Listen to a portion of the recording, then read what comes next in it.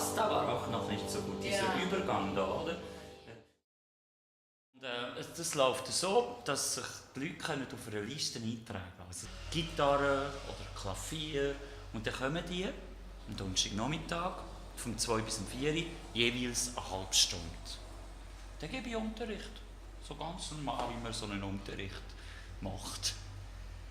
Jetzt musst du da wieder gut drücken. Genau, vorher ist super. Genau.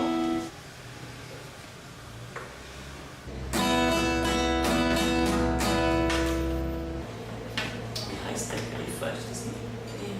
Nein. Da erlebst du schon viel. Also, das gibt schöne Geschichten von Musikschülern, die wirklich jetzt in Susanne einfach 4 Monate kommt. Und zwar jede Woche hinsitzt und die spielt. Und die macht Fortschritt. Die hat am Anfang gar nicht können, als sie hierher gekommen ist. Und jetzt spielt die auf dem Klavier Let It Be und I Have a Dream von ABBA. Oder? Und dann gibt es auch traurige Geschichten von jemandem, der zum Beispiel angefangen hat, Gitarre zu spielen. Und man hat eine Gitarre gekauft und man hat Energie drin hineingegeben und plötzlich ist sie nicht mehr rum. Und das sind dann... Es tut dann manchmal weh, wenn man das so ein bisschen denkt, ah Mann, was ist echt aus denen geworden, warum kommen sie nicht mehr? Habe ich etwas falsch gemacht? Oder ist es einfach wegen der Umstände? Und sagen wir dir halt schon, manchmal besteht, die Liste ist voll, also du hast 4 Schüler von 2 bis 4, freust dich und dann kommt niemand von diesen 4. Und du bist einfach 2 Stunden da und wartest.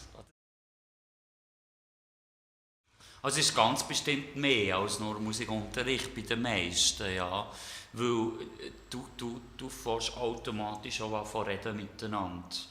Oder zum Beispiel jetzt, der vorher da war, der klar gesagt hat, sie hat etwas reingeworfen.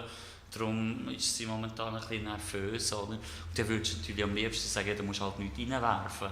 Aber das machst du nicht, sondern du tust sensibel darauf hineinwirken, so gut wie es geht.